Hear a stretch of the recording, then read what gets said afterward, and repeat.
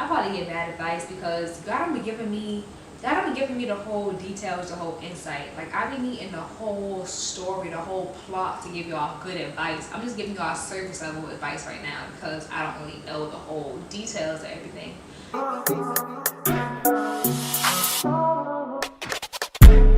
So hey y'all, my name is Kiana LaKay. Welcome to my channel, or if you're a returning subscriber, welcome back. So let me tell y'all how this is my second time recording this video because I recorded the first time and for some reason my camera decided to delete all my videos. The package that I was going to, like the boxing for the bright sellers, is gone, so I can't re-record that. I'm about to just answer the questions again.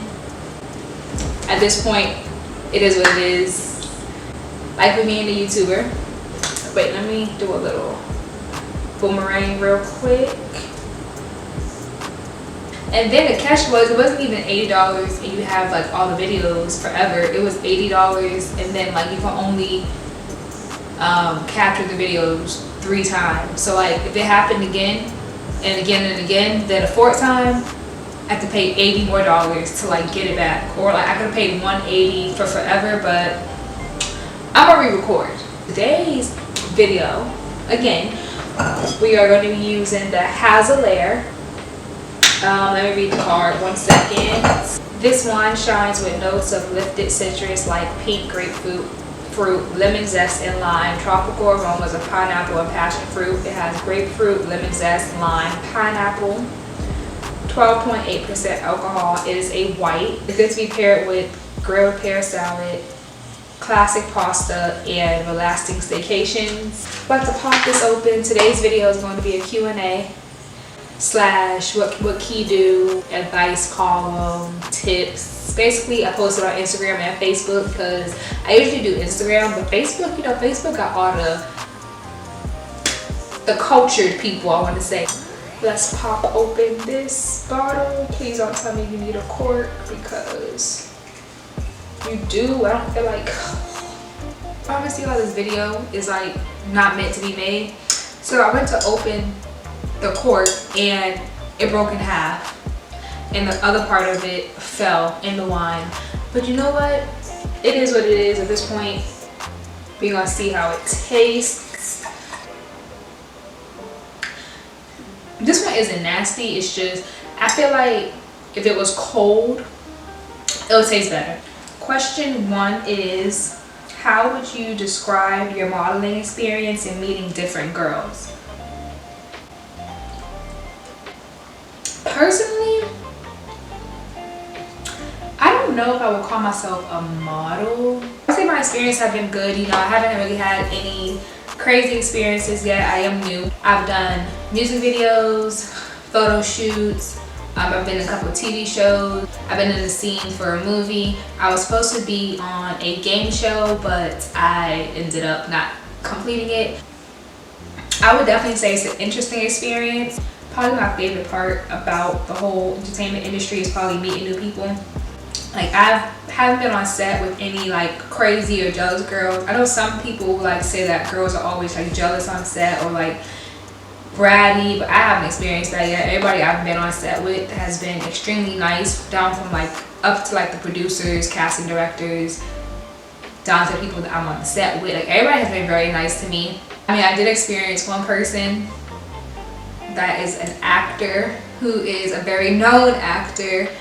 He kind of snapped at a girl on set because it said no videos, no pictures of like any of like the main actresses or actors, and she tried to sneak a picture of him and he kind of like went off, but that was justifiable to me because it literally says no pictures, no videos. But I would say you do have to have tough skin in this industry because everything you apply for, you're not gonna get picked for. It doesn't mean that you aren't like pretty enough or you aren't whatever. It just means that they have like a very particular look they want for each and every, you know, scene, and sometimes you just don't fit that scene. Question 2 is, how did you get in on the entertainment business? I was in Atlanta in September. There's Instagrams for a whole bunch of casting agencies. You just go and follow them all, and they post like all the castings, whether it's videos, photo shoots, TV shows, music videos, like anything. So I was following a couple of them. I was in Atlanta and I saw one had posted, they had a 90s like Freaknik themed music video for 2 major artists. So I was just like up and I was like, hey, let me just submit to it. This was my second video, but it was like my most like, you know, the most popular. So it ended up being for 2 Chainz and Moneybagg Yo for the Pop It video. I'll probably insert a clip here. Pop that shit. Make that nigga buy you something, say you bought that shit. Say you scammed up on it, but run up. It was very fun. I got into that by reaching out myself and just submitting myself.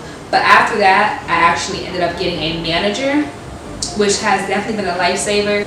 My manager basically sends all the castings and I decide whether I want to submit or have her submit me to them. It makes things way easier. It's way less hassle than having to follow all these pages and figure out what you want to apply for. And she sends everything from like everything, literally anything you can think of, like game shows, TV shows, music videos, video shoots, brand ambassador. Like she literally has everything, open casting calls, a very wide variety that you probably can find on your own, but some of them are exclusive to like managers. There was a fee for my manager, which of course, some managers take fees up front, some managers take fees for every booking. I just paid mine up front, so I didn't have to do it every booking. So yeah, she has got me booked for a lot of things. I don't know if I can say it yet because it hasn't came out.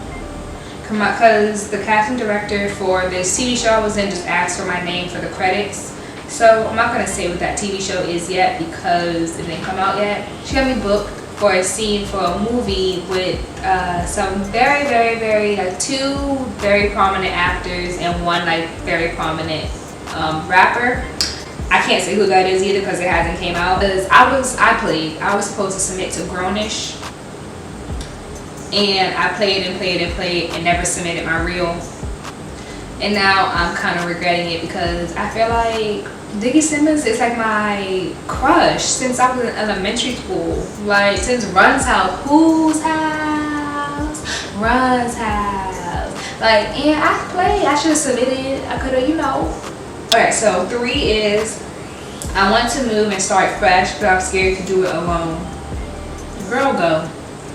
I cannot say this enough. Literally get up and go. If you don't get up and go, you're going to regret it in the long run. Alone, I kind of understand that because moving somewhere alone is, you know, very, very hard. You don't know anybody. So I would say before you go wherever you want to go, start taking trips up there so you can, like, you know, get familiar with the atmosphere, maybe meet some people. It sounds very, very weird, but start following people on Instagram who live in wherever you're trying to live. This girl I was best friends with in college, Alex, I met her off of Instagram. Literally just followed her because I was always in Gainesville. She lived in Gainesville. Followed her. You know, it would be little like writing on the stories or commenting on pictures. And literally I had a photo shoot one day for my birthday. I was just like, hey, you want to come with me on a photo shoot? And been best friends. Like, so it sounds weird, but it's a way.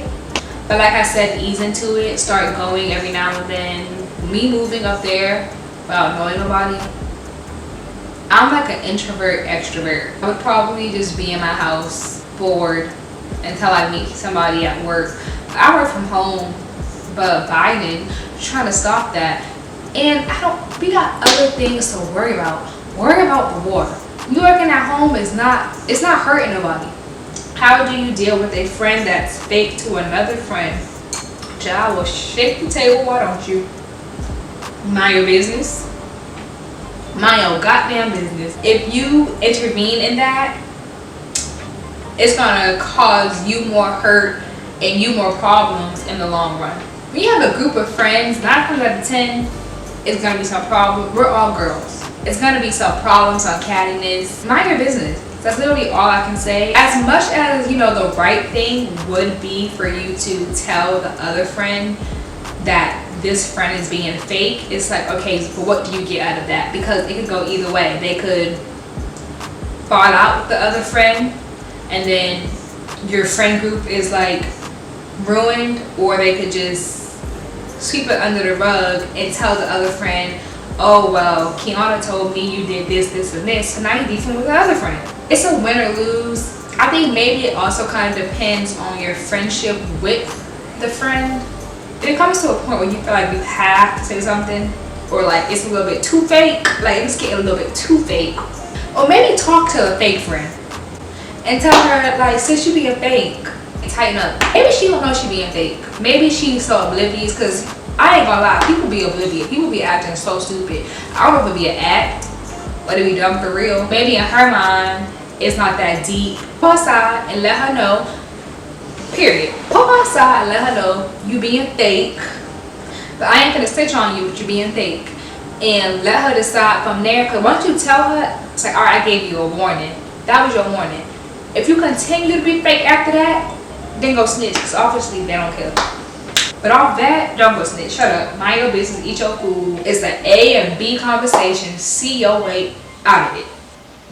I just want to finish my food and talk to my man, because now it's 1 o'clock. I got 3 hours to go pack. Let me hurry this up.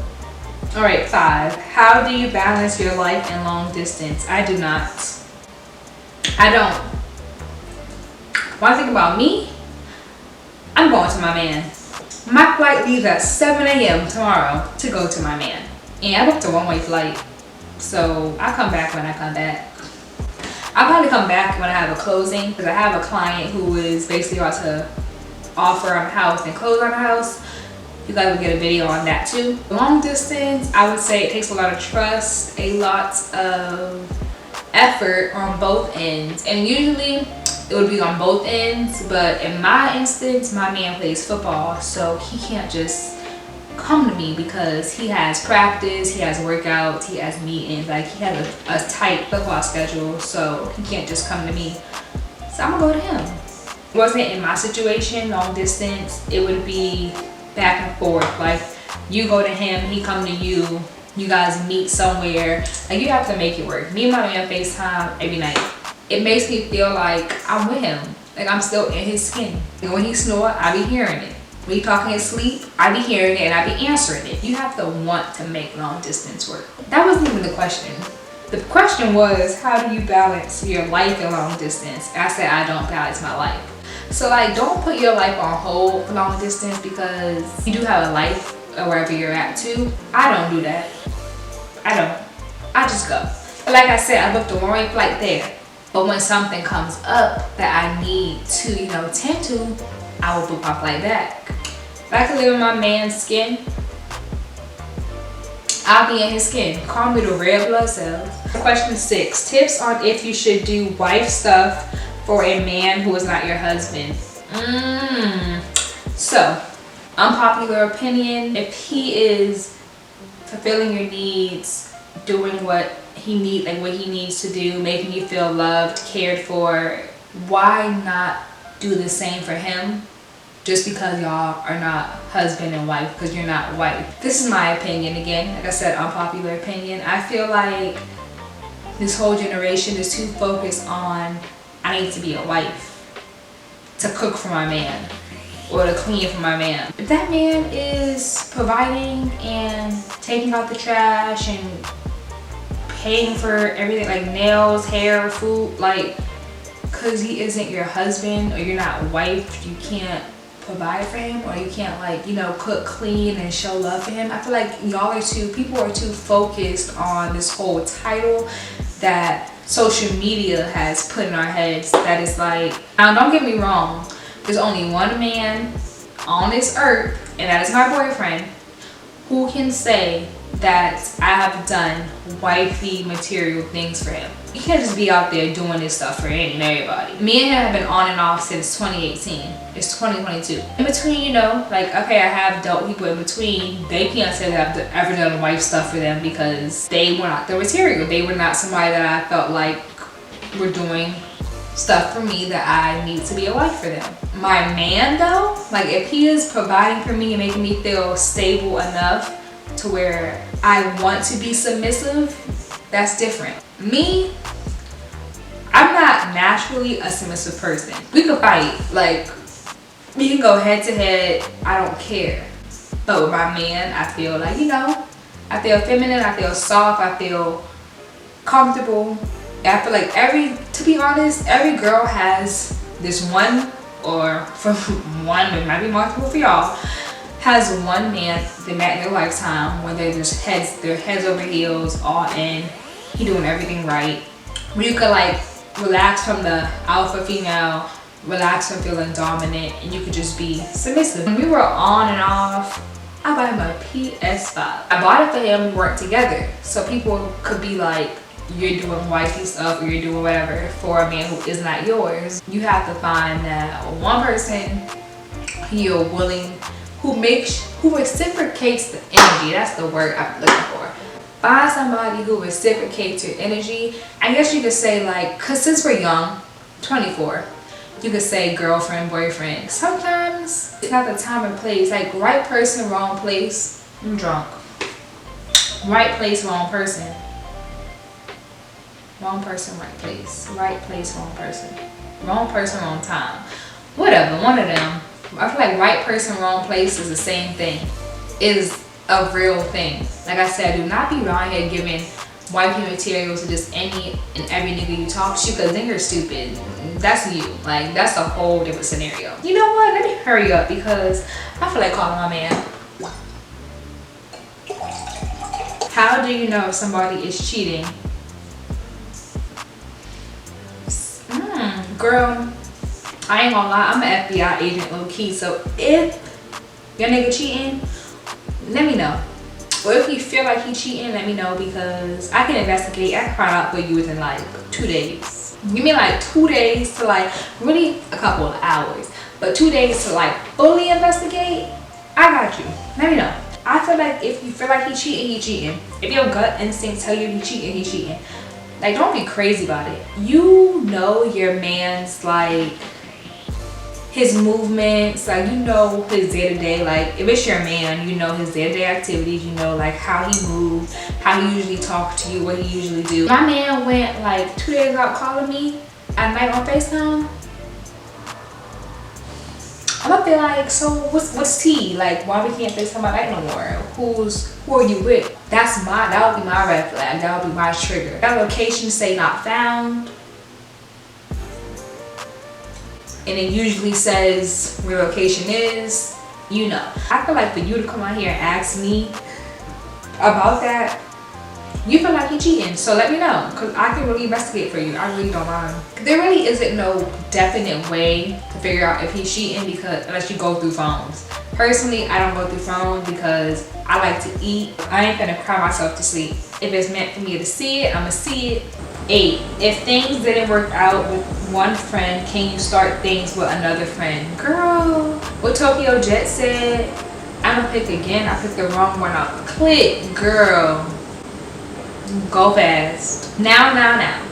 It depends on how things work. So like if you were, you know, just like casual one friend, like texting, like y'all didn't really like take it to base B, y'all were just texting, feel each other out, and you realize like this ain't what I want, then I feel like that wasn't nothing. But I feel like if you took it a step further, like you went on dates with the person, like with one friend, you like actually had something pursuing with one friend, you cannot pick again. And we are young, you know, we aren't the smartest. Every first pick isn't gonna be the best pick. You start talking to friend A, it didn't work, and you want friend C, go ahead and go to friend C. But if you wanted friend A and you was like trying to pursue friend A, make him your man, like it just didn't work out, you can't go to friend C, girl, expecting him to like want to be with you, because you don't remember friend A on a serious level. You can't expect them to even like want to take you serious. I probably get bad advice because God don't be giving me the whole details, the whole insight. Like I be needing the whole story, the whole plot to give y'all good advice. I'm just giving y'all surface level advice right now because I don't really know the whole details of everything. Question 9 is UCF a good school social-wise? From my standpoint, yes. I remember when I was like a sophomore or junior, people were saying that like Black UCF wasn't friendly. I never experienced any kind of unfriendliness in Black UCF. People were saying like, oh, you have pretty girl privilege, like you didn't feel any kind of unfriendliness or like socially awkward because people thought you were pretty, so you were like welcomed in with open arms. But you know what, I'm not gonna lie and say it didn't play a part. Back then I was just like, no, like that's not why. But like, now that I'm older, I see Like, okay, maybe that was why. When I came into UCF, I met the right people. Because maybe it's because they found me attractive or whatever. Like, I got into the right crowd. I don't know. I feel like personally UCF is a very, very welcoming school. I think social-wise it is a good school. I feel like Black UCF does stick together. Of course, there's differences, there's cliques. Like, don't come to UCF thinking that there's not cliquey. Like, UCF is very cliquey. They also come together as well. Me coming into UCF, I feel like I probably had an easier advantage because I was deemed pretty or whatever. I would say social-wise, UCF is a good school. You get in what you put out. When I first got to UCF, I was very standoffish. I was in Gainesville. I basically lived in Gainesville, to be honest. If you don't try to like be friendly, don't try to put yourself out there, go places, have fun, you aren't gonna have fun. Like, I don't think it matters if you're pretty or you're deemed not pretty or you're deemed not as pretty as the next person. You can have whatever experience you want to have at UCF as long as you try. I met Ian first. I met guys first. And through my guy friends, I made girlfriends. For example, SLA, stroll like an alpha. If your school has SLA, I highly recommend doing it. I met my best friends through SLA. Definitely do stroll like an alpha. Any of the other frats, I'm sorry, I can't remember y'all's thing right now. Join clubs, join groups. So this is a question that I really just asked myself. It's like a trending topic on Instagram, Twitter, Facebook, the whole friend/boyfriend debate.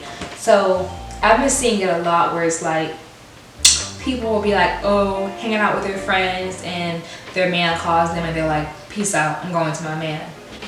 Or like, they put their man before their friends. And you know, like, men don't do that. They are ride or die for their friends. There has to be a balance. Because personally, sometimes I want to be outside, in a club, in a section, on the hood of a car, on the fence, shaking my ass. Like, you know, I want to be outside with my girls. But sometimes I want to be up under my man. I would be annoyed if I was with my friends and they always were like, my man called, I gotta go. You didn't have to come. You could have just stayed home. But sometimes it's like, I want to be with my man. If I made plans with my homegirls and we doing our plans, my man called me like, hey, like, what's up? I want to see you. I'm like, all right, like, well, I'm done with this. I'm gonna slide. I'm not gonna be like, bye y'all, my man called. There has to be a balance between your friend and your man. You cannot give your all to your friends. You cannot give your all to your man. That is it for this video. I'll probably do this segment like once every 2 months where I have you guys ask me questions, tips, advice. Talk to y'all later. Let me call my man.